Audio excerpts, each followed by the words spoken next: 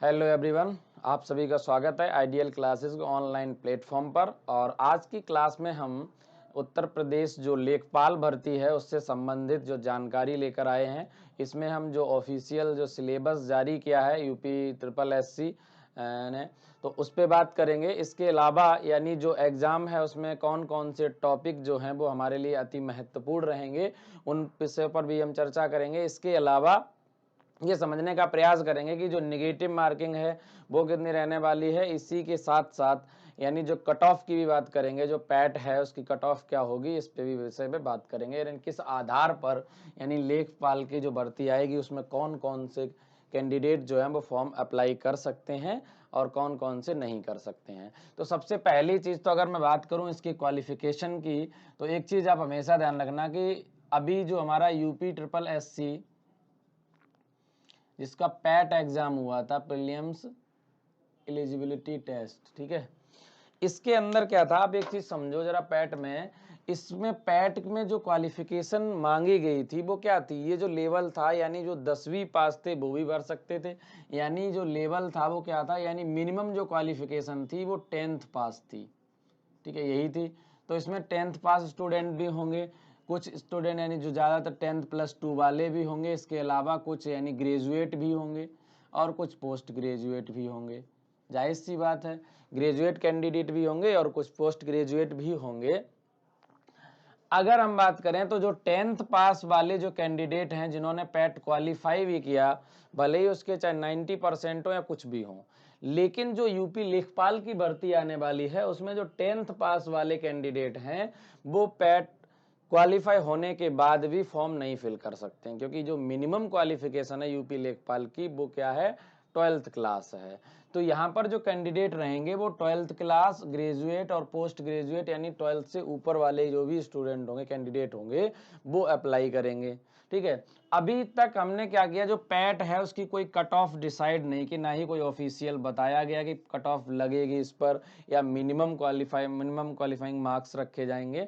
तो वो डिपेंड करेगा, अगर इस नंबर यानी जो पैट है इसी को अगर प्रारंभिक परीक्षा के तौर पे लगाएंगे, कट ऑफ लगाएंगे, तो फिर ये है कि कट ऑफ मैक्सिमम से मैक्सिमम जाने वाली है।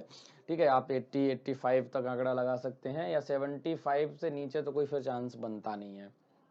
ठीक है, अगर मिनिमम क्वालिफाइंग मार्क्स रखेंगे तब तो ये है कि हर कोई अप्लाई कर सकता है, जिन्होंने पैट क्वालिफाई कर लिया है वो सब अप्लाई कर सकते हैं। ठीक है, बात एक चीज़ तो ये हुई।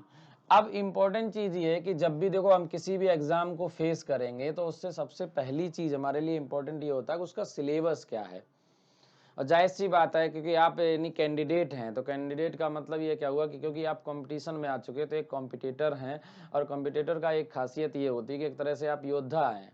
और योद्धा जब भी रणभूमि में उतरता है तो उसे अपने सामने जो शत्रु है उसके क्या होने चाहिए, सभी, उसकी पावर क्या है, उसके पास कौन कौन से हथियार हैं, उसकी रणनीति क्या है और अपनी रणनीति क्या होगी, अपने सोर्सेज क्या है, इन सभी का पता हो तभी आप अपनी रणनीति को तैयार कर पाएंगे और युद्ध में आप क्या करेंगे, जीत हासिल करेंगे।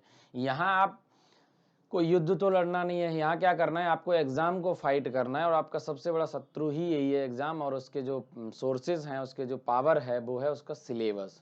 इसी को हमें समझना है। सिलेबस को ढंग से समझने के बाद जो आपके पास जो सोर्स हैं उनको कैसे आप, इकोनॉमी के अंदर होता है ना कि मिनिमम रिसोर्सेज को मैक्सिमम आउटपुट कैसे निकाला जाए, है ना, तो वही चीज आपको हमें समझनी है। आपके पास क्या है, कौन कौन से संसाधन हैं और किस आधार पर चलना है, हमें यह भी समझना होगा। तो सबसे पहले अगर हम इसके सिलेबस की बात करें तो आप सभी लोग ध्यान दो कि अगर सिलेबस की बात की जाए, ठीक है ना, सिलेबस की अगर बात की तो इसमें 4 टॉपिक हैं और सभी से यानी प्रत्येक के क्या है, वेटेज जो है वो बराबर बराबर है। ठीक है, 4 टॉपिक हैं, चारों टॉपिक में 25-25 क्वेश्चन आने वाले हैं, यानी 25 चौको 100 क्वेश्चन होंगे और प्रत्येक क्वेश्चन जो है वो 1 अंक का होगा। यानी इस आधार पर हम ये कह सकते हैं कि 100 नंबर का आपका पेपर होगा। ठीक है, यानी कौन कौन से टॉपिक आएंगे, सबसे पहला जो टॉपिक है वो है आपका हिंदी। ठीक, दूसरे अगर हम टॉपिक की बात करें कौन सा है, गणित। ठीक, तीसरे टॉपिक की अगर बात की जाए, एक तो हो गया हिंदी, दूसरा गणित और तीसरा टॉपिक आपका क्या है, सामान्य अध्ययन यानी कि जीएस या सामान्य ज्ञान कह सकते हैं। और चौथा टॉपिक क्या है आपका, ग्रामीण समाज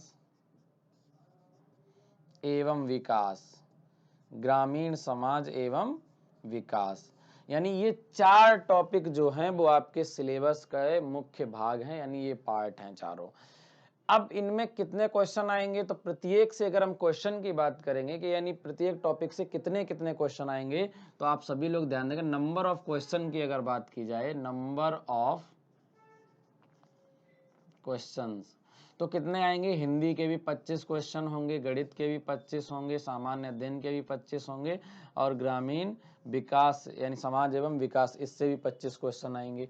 चूंकि प्रत्येक क्वेश्चन क्या है, 1 अंक का है, तो इस आधार पे जो अगर मार्क्स की बात करूं तो टोटल यानी वेटेज इसके कितने होंगे, 25, ये भी 25 और ये भी 25 का होगा और ये भी 25 का होगा, यानी कि टोटल नंबर ऑफ क्वेश्चन अगर हम करें इनका टोटल, तो क्या होंगे, 100 क्वेश्चंस होंगे और 100 मार्क्स के होंगे, 100 नंबर के होंगे।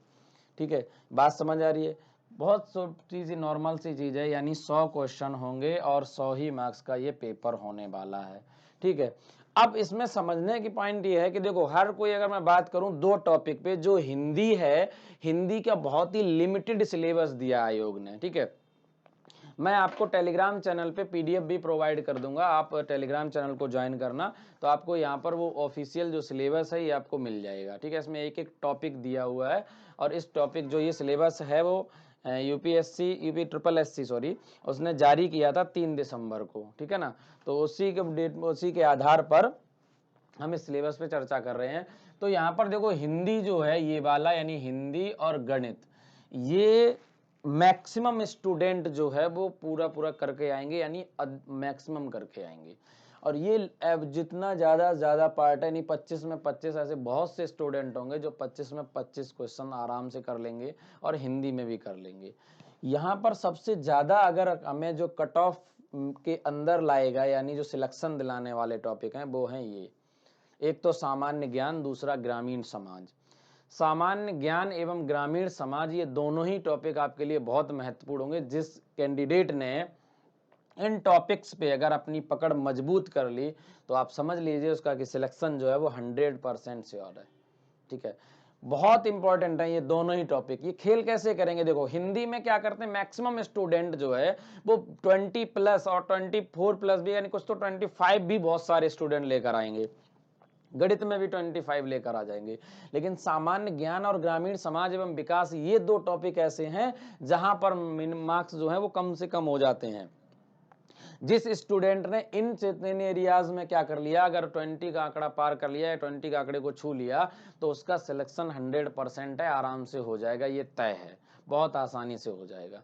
तो हम ये कहना चाह रहे हैं कि आपको इन टॉपिक पर बहुत अधिक फोकस करना है, इन पे भी करना ऑब्वियसली कोई नहीं, अगर इन पे आप सही से अगर 15 दिन ढंग से कर देंगे तो आप ये सारे 15 दिन में टॉपिक कवर हो जाएंगे बड़े आराम से। हिंदी और गणित इनका बहुत लिमिटेड सिलेबस है, इनका सिलेबस जो है वो थोड़ा ब्रॉड है, सबसे ज़्यादा तो इसी का है, क्योंकि इसमें जो है सामान्य ज्ञान में आपका हिस्ट्री, पॉलिटी, ज्योग्राफी और इकोनॉमी, इसके अलावा सामान्य जो विज्ञान है वो भी आएगा, इसी के अंदर आएगा। तो ये चीज़ें क्या हैं आपके लिए बहुत ज़्यादा ये रोल निभाएगा। ये जीएस तो है ना, ये वो करना खेला हो वो कर काम करेगा, जीएस का जो पार्ट है ये वाला, ये तो पूरा खेल करेगी बहुत ज़्यादा इस बार, और ये बहुत इंपॉर्टेंट रहेगी। अब बात है कि हम स्रोत कौन से यूज करें, कहाँ से पढ़ें इसको। तो ग्रामीण विकास एवं समाज के लिए तो मैं आपको एक खुद से बुक रिकमेंड करूंगा कि युक्ति की एक बुक आती है, या उसकी घटना चक्र की एक बुक आती है, ग्रामीण समाज एवं विकास, लेखपाल के लिए जारी की गई है, आप उसे परचेज कर सकते हैं, मार्केट में बहुत ईजिली अवेलेबल है। बहुत छोटी सी बुक है, लेकिन बहुत अच्छे ढंग से उन्होंने टॉपिक जो है जो दिए गए हैं वो कवर किए हैं, तो उनको भी पढ़ सकते हैं अच्छे से, और तैयारी अपनी वहाँ से भी कर सकते हैं। अगर आप कहीं भी ऑनलाइन किसी सोर्स से कर रहे हैं तो भी कोई इशू नहीं है, जहाँ भी तैयारी करते हैं करते रहिए, कोई दिक्कत नहीं है। ये जरूरी नहीं है कि आप इसी मतलब प्लेटफॉर्म पर तैयारी करें, आप कहीं भी तैयारी करते हो करते रहें, चाहे ऑफलाइन चाहे ऑनलाइन, वो फर्क मैटर नहीं करता है कि आप कहाँ तैयारी कर रहे हैं। बस ये है कि ये टॉपिक आपके अच्छे से कवर होने चाहिए। तैयारी कैसे की, कहाँ से की, ये कोई इशू नहीं है कि कहाँ पे आप करेंगे। ठीक है, हाँ, यदि अगर आपको सामान्य ज्ञान या ग्रामीण समाज के लिए अलग से प्रिपरेशन करनी है, तो इनके लिए जो है कोर्स आपको मिल जाएंगे आइडियल क्लासेस के लिए। इसके लिए आपको प्ले स्टोर में जाना पड़ेगा, वहाँ पर आइडियल क्लासेस अगर आप सर्च करेंगे तो आपको ऐप मिल जाएगा आइडियल क्लासेस का, और इसका लोगो देख लेना आप, एक सर्कल के अंदर क्या होगा, आपको एक प्लांट मिलेगा, इस तरीके का एक पौधा मिलेगा इस टाइप से।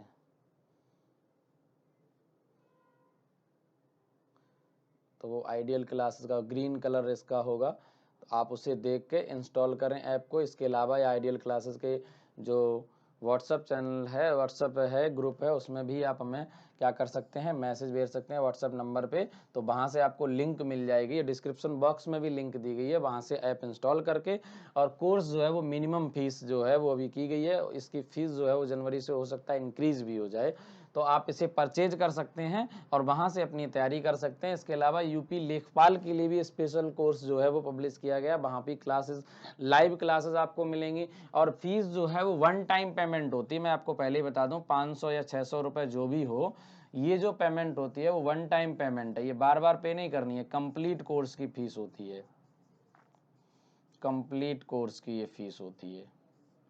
पूरे कंप्लीट कोर्स कराने के इसमें आपको क्या क्या फैसिलिटी मिलेंगी, सबसे मेन चीज, एक तो आपको लाइव क्लासेस मिलती हैं,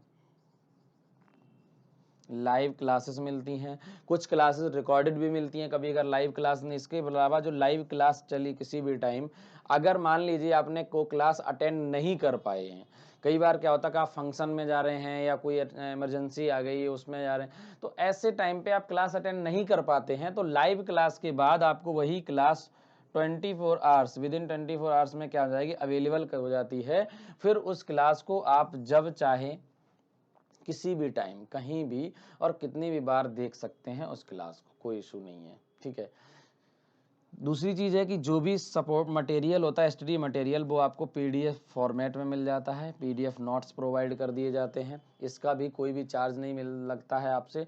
और स्पेशल सबसे खास बात यह है कि जो टेस्ट सीरीज है वो भी आपको अवेलेबल हो जाती है। ये दोनों ही, बोथ मीडियम, ऑफलाइन और ऑनलाइन, दोनों माध्यम से आपको ये टेस्ट सीरीज मिल जाएगी। आप अगर ऑनलाइन टेस्ट देना चाहते हैं तो ऐप पे ही टेस्ट दे सकते हैं, टेस्ट सीरीज अभी जारी कर दी गई है। और अगर स्पेशल टेस्ट सीरीज खरीदना चाह रहे हैं तो उसकी फीस बहुत मिनिमम है, 109 रुपीज़ है, यानी 15 टेस्ट हैं इसमें, 15 टेस्ट जो हैं उनकी जो फीस है वो 109 रुपये है। और ये 15 टेस्ट आपको मिल जाएंगे यूपी लेखपाल के, अगर आप हमारे आइडियल क्लासेस के ऐप पर जाएंगे तो वहीं आपको ये सब चीज़ें शो कर जाएंगी, ठीक है। पॉइंट ये है कि अब आपको इनकी तैयारी किस आधार पे करनी है ये समझना है। मैं आपको पहले ही बता चुका हूं कि हिंदी और गणित, इनके टॉपिक बहुत ही लिमिटेड हैं और आसानी से इनकी तैयारी आप कर सकते हैं। गणित का भी कुछ, यानी ज़्यादातर इसमें क्या कर दिया कि जो आपका एलजेब्रा है उसको भी इंक्लूड किया गया, सिर्फ अंक गणित ही नहीं है इसमें, ठीक है। रेखा गणित और बीज गणित को भी इस बार इसमें ऐड किया गया है। उनके टॉपिक बहुत लिमिटेड हैं, जो जो चैप्टर्स के नाम दिए उन टॉपिक को आप कवर कर लें तो आसानी से आपकी तैयारी जो है वो सुनिश्चित हो जाएगी। अब बात करते हैं कि सामान्य ज्ञान और ग्रामीण विकास की। तो सामान्य ज्ञान का सिलेबस आपको बहुत अच्छा बेहतर ढंग से पता है कि इसका कोई सिलेबस लिमिटेड तो है नहीं, ठीक है, ये अनलिमिटेड वाला पार्ट है। लेकिन हाँ, अगर आप सही तरीके से पढ़ते हैं, मोस्ट प्रैक्टिस सेट लगाते हैं ज़्यादा से ज़्यादा, तो ये है कि आपकी प्रिपरेशन एक अच्छे ढंग से हो जाती है, तो आपके ज़्यादातर क्वेश्चन जो है वो सही चले जाते हैं और आसानी से हो जाते हैं। ग्रामीण विकास का सिलेबस तो खैर लिमिटेड है, इसको आसानी से कवर किया जा सकता है अगर आपने टाइम दिया सही ढंग से, तो ये टॉपिक आपका बहुत अच्छे से मजबूत हो जाएगा। और इसके लिए स्पेशल कोर्स भी जारी किया गया है हमारे अपने ही चैनल पर, तो वहां से परचेज भी कर सकते हैं आप। और अदरवाइज कहीं और तैयारी कर रहे हैं तो वहां से भी कर सकते हैं, कोई इशू नहीं है, आप तैयारी करते हैं, लेकिन इन टॉपिक पे ध्यान आपको ज्यादा देना है क्योंकि ये खेल करेंगे इस बार ढंग से। और आप ये समझ लीजिए कि ऐसे बहुत से स्टूडेंट कैंडिडेट हैं जो ऑलरेडी 90+ परसेंटाइल में हैं और उनकी संख्या भी लगभग 2 लाख के करीब है, 2-2.5 लाख के करीब, और वैकेंसी हैं कितनी, 7885। तो ये समझ लीजिए कि हाँ, यहाँ पर कंपटीशन तो है, ठीक है, कंपटीशन है, तो उसको फाइट करने का जरिया यही है कि ये दो ब्रह्मास्त्र की तरह काम करेंगे। जिस कैंडिडेट ने अपने ये दो ब्रह्मास्त्र मजबूत करके पहले से तैयार रखे और बस इनको छोड़ दिया एग्जाम में जाके, तो समझ लो उसका सिलेक्शन तय है, ठीक है। तो सबसे पहली बात, चूंकि आज वर्ष का लास्ट दिन है, तो आप सभी को ये वर्ष तो खैर जैसा भी गया हो, किसी का अच्छा गया मुझे नहीं लगता है, जैसा भी रहा हो, और वैसे भी महामारी के दौर में, और आशा करते हैं कि अगला जो वर्ष है वो आपका बहुत ही अच्छा जाए, ये हमारी शुभकामनाएं आप सभी के साथ हैं। ठीक है, आप लोग हमें भी विश कर सकते हैं कि हमारा वर्ष भी काफ़ी अच्छा जाए, अगला आने वाला जो वर्ष है। और इस वर्ष में जैसा भी रहा है बस लास्ट दिन है, टाइम से सही टाइम से गुजर जाए। आप लोग भी पढ़ते रहिए और अगले वर्ष 2022 में एक रणनीति बना लीजिए और एक दृढ़ निश्चय करिए, फर्म डिसीजन लीजिए कि हमें हर हाल में ज्वाइनिंग लेनी है, 2022 में सिलेक्शन लेना है। क्योंकि ये और बाकी चीज़ों पे फोकस ना करके हमें हर हाल में बस यही सोचना है, पॉजिटिव रहिए। और सिलेक्शन मोस्टली होते ही हैं, अब इस सरकार में काफ़ी ये भी है कि वैकेंसी क्लियर हुई हैं, ऐसा नहीं है, और बहुत अच्छे ढंग से हुई हैं। तो कोशिश कीजिए कि इस 2022 में खाली ना जाए और आप कहीं ना कहीं सिलेक्टेड हो जाएं। ठीक है, और अच्छे भारत सरकार की सेवा करें। तो आज के लिए बस इतना ही। अगले टॉपिक में हम लेकर आएंगे जो भी आपके आरआरबी जो एनटीपीसी का सिलेबस है उसके बारे में बात करेंगे, क्योंकि उसका भी जो रिजल्ट है वो 15 जनवरी को आने वाला है।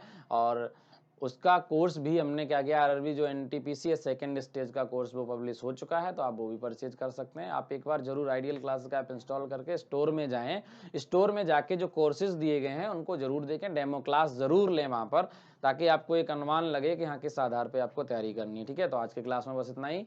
Thank you for watching this, have a nice day.